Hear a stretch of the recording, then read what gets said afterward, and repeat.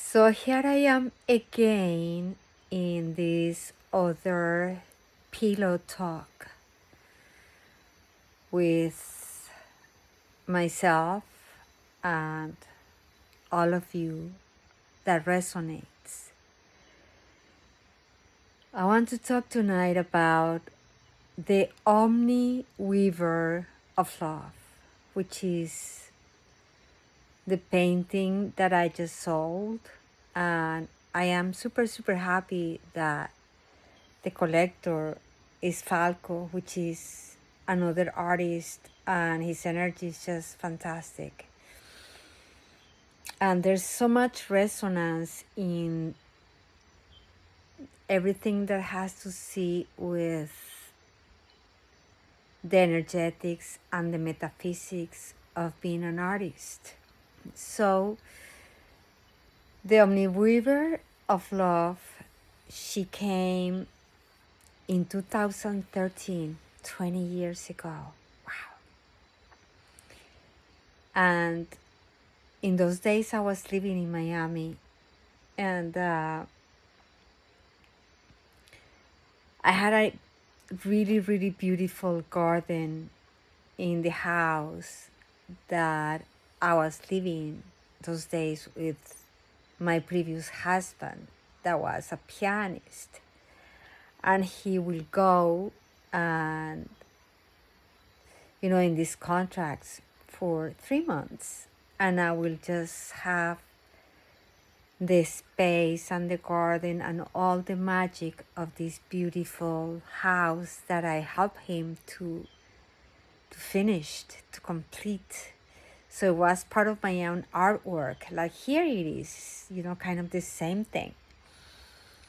So this garden was really magical, and it was a tree in the garden and a pond and a little waterfall, and I used to go every sunset to sit down on this tree to ground, and in my own imagination, with these lights from the sunset, I was seeing, essentially experiencing in this kind of metaphysical realm.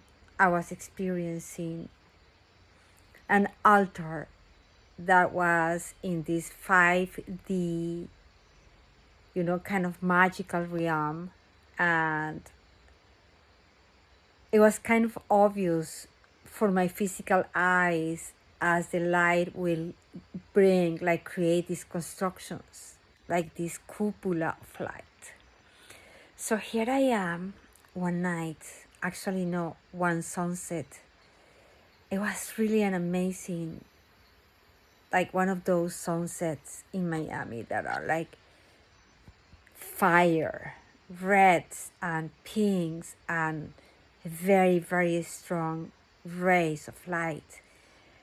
And I'm sitting on the roots of this tree, and I am seeing this cupola right now taking place.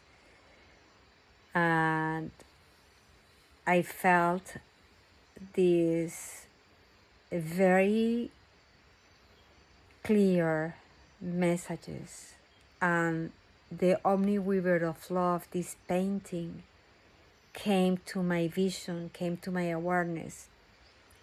And she is, accordingly to what Spirit told me that day, that maybe it was my higher self, I don't know, but I always have these kind of messages, and they're just super clear in terms of what I can hear and in terms of what I can see. So she is the goddess of the new renaissance of the arts, of the divine feminine. And this is rather a philosophy, because she represents the second coming of Christ. This is not about religion. I'm just talking in these words because it's difficult to find other words to make, the comparison and the metaphors. So the second coming of Christ, it's a new activation in the hearts of men and women and children and animals and all living creatures on the planet. And it's this new frequency that it start coming, vibrating, to this new level of love. And it's a love that is infinite. It's a kind of love that encompasses, it's hard to describe in words, but it's encompasses multidimensional experiences of feeling loved and giving love, beginning with the flesh, with the body, with the animal, with the erotism and hedonism and all the pleasures of the human body, and going all the way up to the metaphysical realms where we can have these spiritual experiences, these spiritual awakenings. It's called the Kundalini awakening, but it's also called, Tantra, and it's also it's all this connection through the higher bodies, through pleasure, sensuality, and sexuality, and meditation, and visualizations, and holographic. These are like holographic imaginarium that we can create through our own source connection.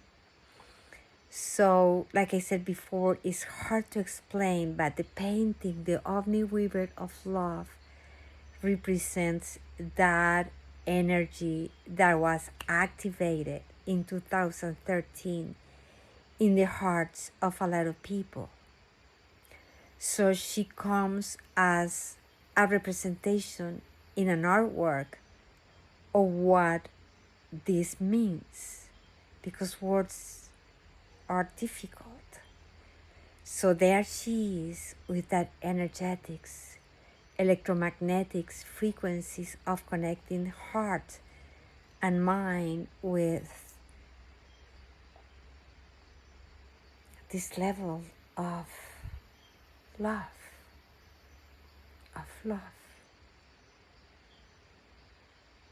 That's all I can say.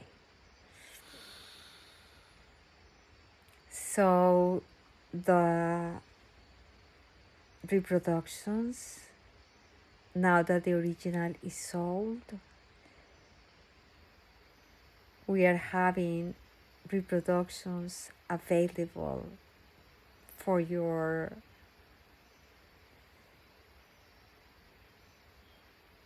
altar, for your own activation. This is a symbol of this coming of Christ and the renaissance of the divine feminine arts, which is the arts of sensuality and the arts of nurturing and the arts of sensitivity and power and beauty and aesthetics and erotism and everything that represents the natural human in connection with the heart, the mind, and nature.